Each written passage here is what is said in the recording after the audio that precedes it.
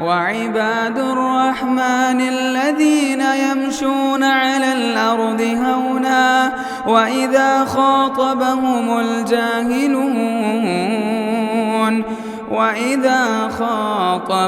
الجاهلون قالوا سلاما۔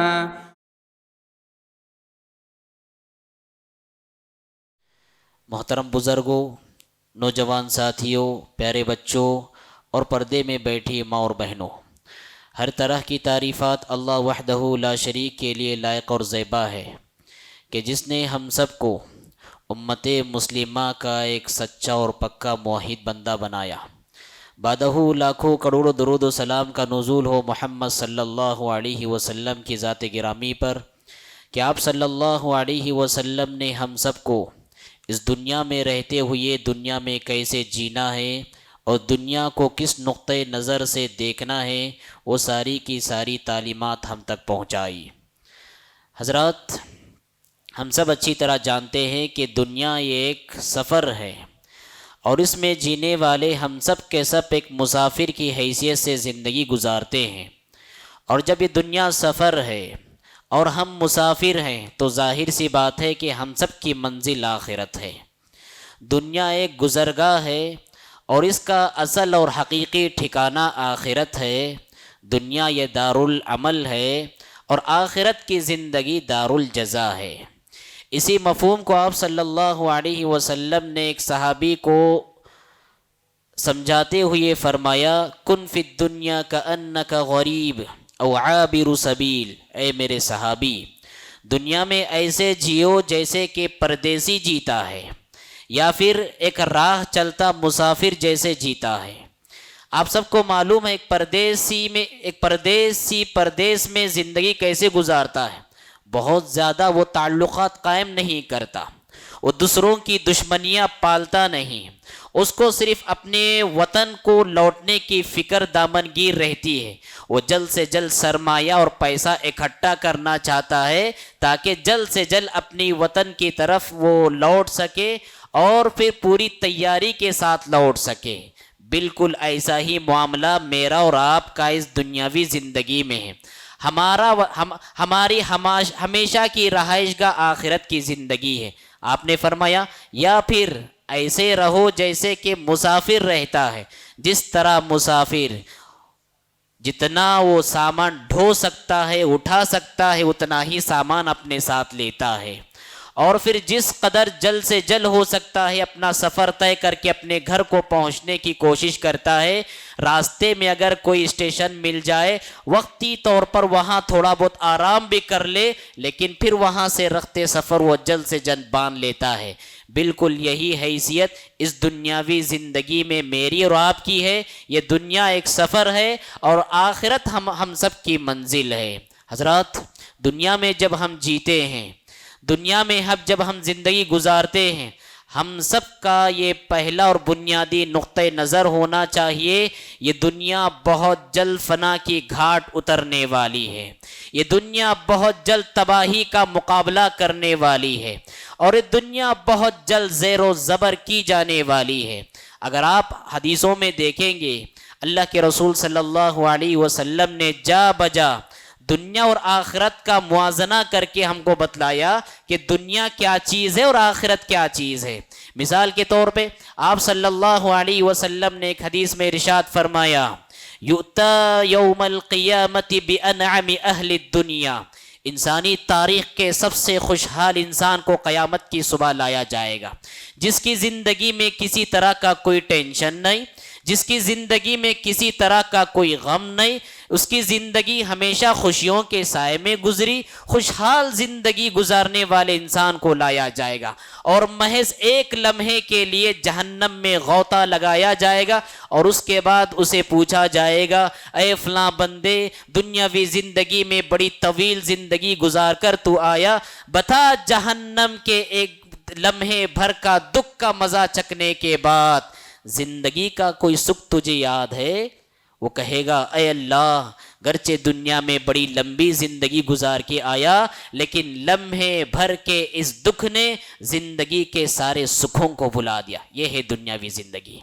جس کی 100 سالہ انسان خوشیوں بھری زندگی بھی گزارے، آخرت کی زندگی کے ایک لمحے کا دکھ اس کی ساری خوشیوں پر پانی پھیر دیتا ہے۔ اور اس کے بعد آپ نے فرمایا اور اس کے بالمقابل ایک ایسے شخص کو لایا جائے گا جس کی زندگی کا لمحہ لمحہ مصیبتوں کے سائے میں گزرا، آفتوں کے سائے میں گزرا، ایسے شخص کو ایک لمحے کے لیے جنت کی سیر کرائی جائے گی، اور اس کے بعد اس سے پوچھا جائے گا بتا دنیاوی زندگی میں بڑی پریشانیوں کے سائے میں تو نے گزاری، اب جنت کے ایک لمحے کا سکھ چکنے کے بعد دنیاوی زندگی کا کوئی دکھ تجھے یاد ہے؟ وہ کہے گا واللہ یا رب، اللہ کی قسم ہے اللہ، کوئی زندگی کا کوئی دکھ مجھے یاد نہیں ہے۔ اس حدیث سے آپ موازنہ کر سکتے ہیں کہ آخرت کی زندگی کے مقابلے میں دنیا کی زندگی کتنی بے قیمت ہے، بے حقیقت ہے اور بے حیثیت ہے۔ اسی طرح سے ایک حدیث آپ صلی اللہ علیہ وسلم نے یہ بھی بیان فرمائی، واللہ ما الدنیا فی الآخرہ الا مثل ما يجعل احدكم اصبعه في اليم فلينظر بما يرجع، اللہ کی قسم یہ دنیا کی زندگی آخرت کی زندگی کے مقابلے میں ایسے ہی ہے جیسے تم میں سے کوئی شخص اپنی انگلی کو سمندر میں ڈبوتا ہے اور اس کے بعد نکال کر دیکھتا ہے کہ کتنا پانی اس کے انگلی کو لگا ہوا ہے، سمجھ لو کہ یہی دنیا و آخرت کی مثال ہے۔ کیا مطلب یہ ہے اس انگلی کو جو ایک قطرے پانی لگ کر آیا یہ کل دنیا ہے، یہ دنیا کی ساری مملکتیں، یہ دنیا کی ساری حکومتیں، دنیا کی ساری شہنشاہیاں، دنیا کی ساری جائیدادیں، دنیا کی ساری پراپرٹیاں محض ایک قطرے پانی ہے، اور جو وہ سمندر ہے وہ سمندر آخرت ہے۔ کون انسان سمندر آخرت کا تصور کر سکتا ہے، سمندر کی وسعتوں کو ناپ سکتا ہے اور سمندروں کی گہرائیوں کو ناپ سکتا ہے؟ بالکل یہی معاملہ دنیا اور آخرت کا ہے۔ اور پھر جس قدر جتنی جلد یہ قطرے پانی خشک ہونے والا ہے، سوکھ جانے والا ہے، اسی تیزی سے یہ دنیا ختم ہونے والی اور سوکھ جانے والی ہے۔ کتنی پیاری مثال کے ذریعے اللہ کے رسول صلی اللہ علیہ وسلم نے یہ دنیا، دولت دنیا، متاع دنیا اور اسباب دنیا کو مجھے اور آپ کو سمجھایا ہے۔ اسی طرح سے اور ایک حدیث جس میں آپ صلی اللہ علیہ وسلم نے فرمایا الدنیا سجن المؤمن و جنت الکافر، یہ دنیا مومن کے لیے قید خانہ ہے۔ جس طرح ایک قیدی کو قید خانے میں داخل ہونے کے بعد من چاہی اس کو آرام نہیں ملتا، اس کا لباس بدل دیا جاتا ہے، اس کی غذائیں بدل دی جاتی ہے، اس کے معمولات زندگی کو تبدیل کیا جاتا ہے، وہ کوئی وہاں پر عیاشی نہیں کر سکتا، من چاہی زندگی گزار نہیں سکتا۔ یہی مثال ایک مومن کی ہے زندگی میں، وہ من چاہی زندگی نہیں گزار سکتا، اسے رب چاہی زندگی یہاں پر گزارنی پڑتی ہے۔ اور آپ نے فرمایا وہ جنت الکافر، یہ دنیاوی زندگی کافروں کے لیے جنت ہے، جہاں وہ اپنی ہر ارمان مکمل کر لیتے ہیں، ہر خواہش مکمل کر لیتے ہیں اور ہر آرزو مکمل کر لیتے ہیں، اس لیے کہ ان کے پاس حلال و حرام کی کوئی تمیز نہیں، ان کے پاس جائز و ناجائز کی کوئی تمیز نہیں، لہٰذا وہ اپنی ہر چاہت کو مکمل کرتے ہیں۔ تو آپ نے فرمایا دنیاوی زندگی میں ایسے زندگی گزارو جیسے قید خانے میں ایک قیدی زندگی گزارتا ہے۔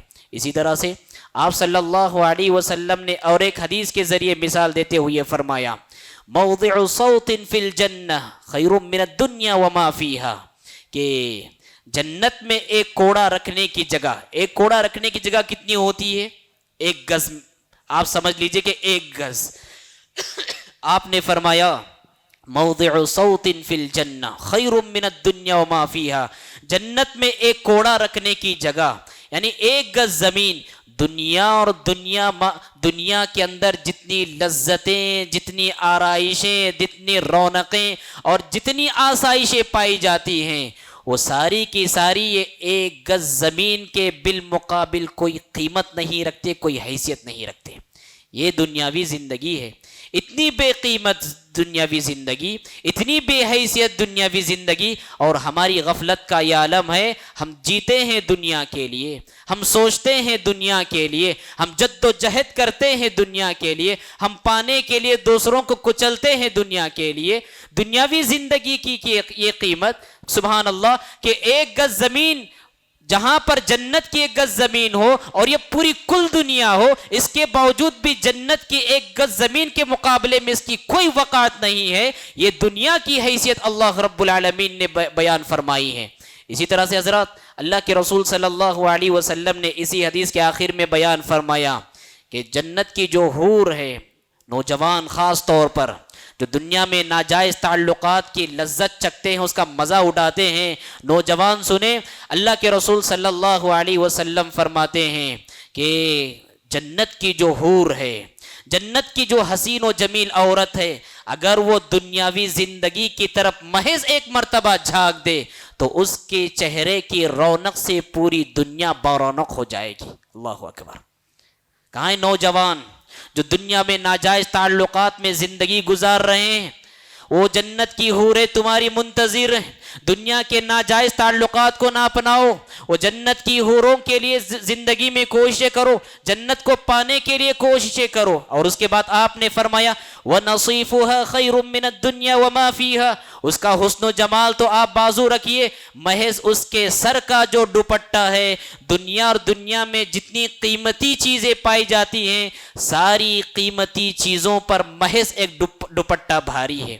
شہر حیدرآباد میں جو پاش علاقے ہیں اور جو قیمتی جگہ ہیں، وہاں پر بس اوقات ایسی دکانیں ہیں، ایک جوڑے کی قیمت 1 لاکھ روپے ہے. ایک جوڑے کی قیمت تقریباً لاکھوں میں جاتی ہے. آپ صلی اللہ علیہ وسلم فرماتے ہیں یہ 1 لاکھ کی قیمت والے تمہارے جو جوڑے ہیں، یہ جوڑے ایک جوڑا نہیں، اس جوڑے سے ساری دنیا بھر جائے، اس کے باوجود جنت کے ایک دوپٹے کی قیمت کے برابر نہیں ہو سکتے. وَنَصِيفُهَا خَيْرٌ مِّنَ الدُّنْيَا وَمَا فِيهَا. یہ دنیا کے پیچھے ہم بھاگ رہے ہیں، اس جنت کے پیچھے دوڑنے کی ضرورت ہے، اس جنت کے عاشق بننے کی ضرورت ہے، اور اس جنت کے صحیح طور پر مشتاق بننے کی ضرورت ہے. حضرات قرآن مجید کی جو آیت میں نے آپ کے سامنے پڑھ کر سنائی، اس آیت میں اللہ رب العالمین نے ارشاد فرمایا اعلموا انما الحیات الدنیا لعب ولہو. اے انسانوں، اے زمین پر بسنے والے لوگوں، اس حقیقت کو کبھی نہ بھولو کہ دنیاوی زندگی ایک کھیل تماشا ہے، دل لگی ہے اور رونق کا ذریعہ ہے. وتفاخر بینکم وتکاثر فی الاموال والاولاد. ایک دوسرے پر فخر کرنے کا ذریعہ ہے، مال و دولت کو لے کر ایک دوسرے سے آگے بڑھنے کا ذریعہ ہے.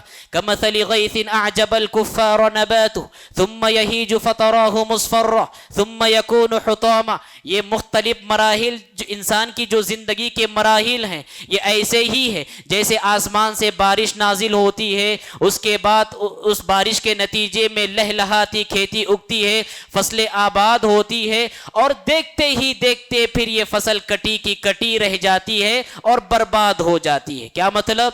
جیسے روح آسمان سے نازل ہوتی ہے، انسان کے وجود سے ملتی ہے، انسان کا جسم پھلتا ہے پھولتا ہے، اور پھر ایک مرحلہ جوانی کا آتا ہے. جب جوانی کا مرحلہ آتا ہے، انسان کے اندر کمالات پیدا ہوتے ہیں، انسان ہنر یافتہ ہوتا ہے، انسان کے اندر بڑی بڑی خوبیاں پیدا ہوتی ہیں. لیکن اسی با کمال انسان پر جب موت کا حادثہ گزر جاتا ہے، جس پر کہ سارے خاندان کی نگاہیں ٹکی ہوئی تھی، سارے کے سارے خواب آن کی آن میں چکناچور ہو جاتے ہیں. کیسے؟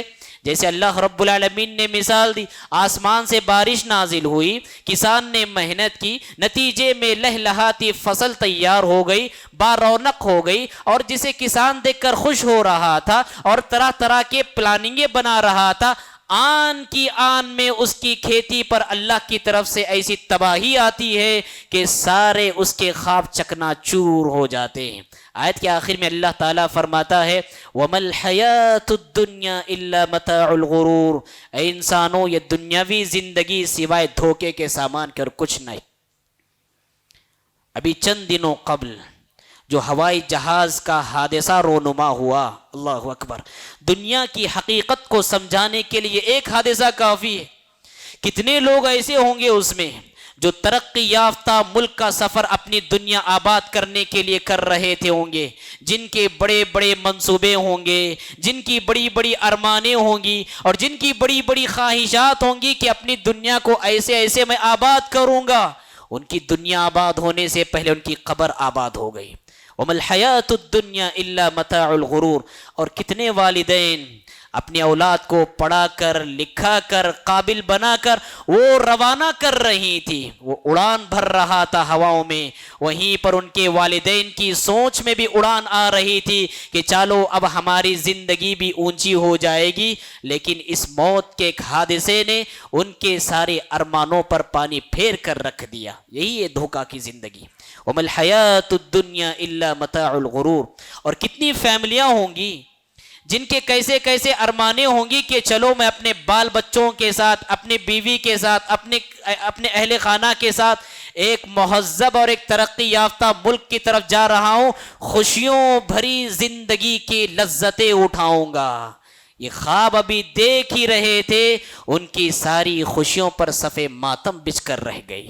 وَمَا الْحَيَاةُ الدُّنْيَا إِلَّا مَتَاعُ الْغُرُورِ۔ اور یاد رکھو حضرات، ہمیں اللہ رب العالمین نے دنیا کی جیسی حقیقت اور دنیا کی جیسی ریالٹی سمجھائی ہے، شاید ہم سے پہلے والے لوگوں کو ویسی ریالٹی سمجھ میں نہ آئی ہو، یا پھر ہمارے بعد والے لوگوں کو نہ آئے۔ کیسی ریالٹی؟ آپ سب کو معلوم ہے کورونا وائرس کی جو آفت اور بلا تھی، یہ ملک گیر وہ پوری بلا تھی، اس نے اپنی لپیٹ میں پوری دنیا کو لیا ہوا تھا، جہاں پر انسان اپنی سانسیں لینے کے لیے قیمت دے کر بھی سانسیں حاصل نہیں کر پا رہا تھا، لاکھوں کا روپیہ دے کر بھی انسان موت کی گھاٹ اتر رہا تھا، خاندان کی خاندان لقمہ اجل بن رہے تھے، ہر طرف سے جنازے ہی جنازے اتر رہے تھے، انسان ڈر رہا تھا، انسان سہم رہا تھا، اور کتنے ہی لاشیں بغیر نماز جنازہ کے قبر میں اتاری جا رہی تھی۔ باپ بیٹے سے بھاگ رہا تھا، بیٹا باپ کی لاش سے بھاگ رہا تھا، بیوی اپنے شوہر کے لاش سے بھاگ رہی تھی، شوہر اپنے بیوی کے لاش سے بھاگ رہے تھے، خاندان ایک دوسرے کو دیکھنے کے لیے تیار نہیں، کوئی بھی ایک دوسرے سے قریب ہونے کی ہمت نہیں کر رہا تھا۔ قیامت کے دن کی جو منظر کشی اللہ تعالیٰ نے کی، وہی منظر ہم نے جیتے جی اس دنیا میں دیکھی۔ یوم یفر المرء من اخیہ وامہ وابیہ وصاحبتہ وبنیہ لکل امرئ منہم یومئذ شأن یغنیہ۔ میاں اپنی بیوی سے بھاگ رہا ہے، بیوی اپنے شوہر سے بھاگ رہی ہے، اولاد اپنے والدین سے بھاگ رہے ہیں، والدین اپنی اولاد سے بھاگ رہے ہیں۔ یہ قیامت انسانی تاریخ کی سب سے بڑی قیامت جو رونما ہونے والی ہے، اس سے پہلے ہی اللہ رب العالمین نے قیامت کا یہ منظر ہم سب کو دکھا دیا ہے۔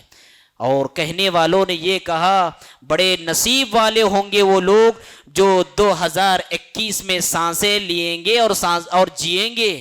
افسوس کی بات یہ ہے ہم 2021 گزار چکے اور ہماری غفلت کا یہ عالم ہے، اسی دنیا کو پانے کے لیے ہم دین کی قربانی دیتے ہیں۔ دنیا کی حقیقت ہم نے اپنی آنکھوں سے دنیا میں دیکھ لی، اس کے باوجود بھی اسی دنیا کو پانے کے لیے ہم عبادتوں کی قربانی دیتے ہیں، اسی متاع دنیا کو حاصل کرنے کے لیے نمازوں کی قربانی ہم دیتے ہیں۔ یاد رکھو حضرات، کل قیامت کا دن ہوگا، بہت سارے انسانوں کو اللہ رب العالمین سجدہ کرنے کی دعوت دے گا۔ یوم یکشف عن ساق ویدعون الى السجود فلا يستطيعون خاشعة ابصارهم ترهقهم ذلة وقد كانوا يدعون الى السجود وهم سالمون۔ کل قیامت کا دن ہوگا، اللہ تبارک و تعالیٰ اپنی پنڈلی کھولے گا اور انسانوں کو اپنی بارگاہ میں سجدہ کرنے کی دعوت دے گا، لیکن انسان سجدہ نہیں کر پائیں گے، ان کی پیٹھوں کو تختیوں کی مانند بنا دیا جائے گا۔ انسان سجدہ کرنا چاہے گا، سجدہ کرنے کا کوئی وہاں پر چانس نہیں، سجدہ کر نہیں پائے گا، ان کی آنکھیں شرم کے مارے جھکی ہوئی ہوگی، ان کے چہروں پر ذلت و رسوائی چھا رہی ہوگی۔ اللہ تعالیٰ فرماتا ہے وَقَدْ كَانُوا يُدْعَوْنَ إِلَى السُّجُودِ وَهُمْ سَالِمُونَ۔ دنیا میں سجدے کی طرف بلائے جاتے تھے اس حال میں کہ وہ صحیح سالم تھے، صحت و تندرستی کی دولت سے مالا مال تھے، خوشیوں بھری زندگی گزارا کرتے تھے، اس کے باوجود بھی وہ سجدہ نہیں کرتے تھے۔ آج سجدہ کرنا چاہیں گے، سجدہ ان سے سجدہ نہیں ہو پائے گا، اور ہماری صورتحال یہ ہے آج ہم سجدہ کرنے کی طاقت رکھتے ہیں لیکن پھر بھی سجدہ کرنا نہیں چاہتے۔ اس سے بڑی ہماری غفلت کی دلیل کیا ہوگی، اور اس سے بڑھ کر ہماری لاپرواہی کی دلیل کیا ہوگی؟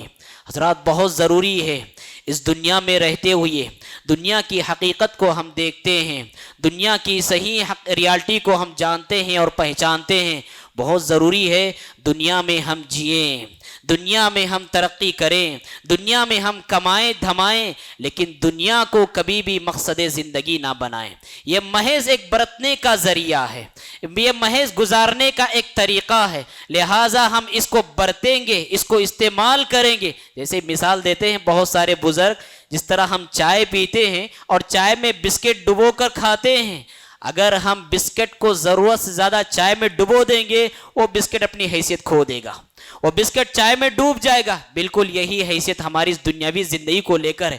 جتنا زیادہ اس دنیا کی آرائش اور دنیا کی لذتوں میں ڈوب جائیں گے، دنیا کے ہو کر رہیں گے، اور جتنا زیادہ اس دنیا کی گندگی سے اپنے آپ کو بچا لیں گے، اللہ رب العالمین کے نزدیک اتنے ہی زیادہ کامیاب ہوں گے۔ اس لیے کہ اللہ تبارک و تعالیٰ ارشاد فرماتا ہے فَمَنْ زُحْزِحَ عَنِ النَّارِ وَأُدْخِلَ الْجَنَّةَ فَقَدْ فَازَ وَمَا الْحَيَاةُ الدُّنْيَا إِلَّا مَتَاعُ الْغُرُورِ۔ کامیابی کسے کہتے ہیں؟ دنیاوی ترقی کو کیا کامیابی کہتے ہیں؟ آگے پیچھے لوگوں کا جم گھٹا ہو کیسے کامیابی کہتے ہیں؟ انسان قیمتی سواریاں قیمتی کپڑے زیب تن کرے سے کامیابی کہتے ہیں؟ انسان شہرت کی بلندی پر پہنچ جائے کیسے کامیابی کہتے ہیں؟ انسان علم و فنون کے ہنر کی دنیا میں تہلکہ مچا اسے کامیابی کہتے ہیں؟ اللہ تعالیٰ نے کہا نہیں انسانوں نہیں، فَمَنْ زُحْزِحَ عَنِ النَّارِ وَأُدْخِلَ الْجَنَّةَ فَقَدْ فَازَ۔ حقیقی کامیابی اور سچی کامیابی یہ ہے کل قیامت کے دن انسان نارے جہنم سے بچا لیا جائے اور جنت کا حقدار ہو جائے، یہی حقیقی اور سچی کامیابی ہے۔ پھر آخر میں اللہ نے کہا وَمَا الْحَيَاةُ الدُّنْيَا إِلَّا مَتَاعُ الْغُرُورِ۔ یہ دنیاوی زندگی بڑے دھوکے کا سامان ہے۔ جب دنیاوی زندگی سراسر دھوکے کا سامان ہے، دنیا سے دل نہیں لگانا چاہیے، دنیا پر فریفتہ نہیں ہونا چاہیے، دنیا پر فدا نہیں ہونا چاہیے، اور دنیا سے محبت نہیں کرنا چاہیے۔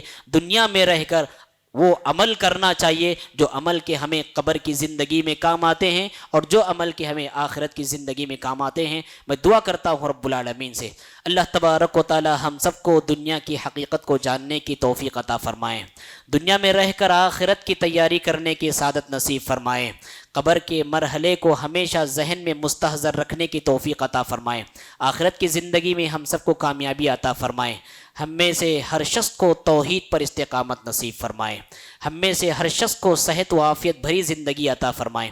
اقول قولی ھذا واستغفر اللہ لی ولکم ولسائر المسلمین فاستغفروہ انہ ھو الغفور الرحیم۔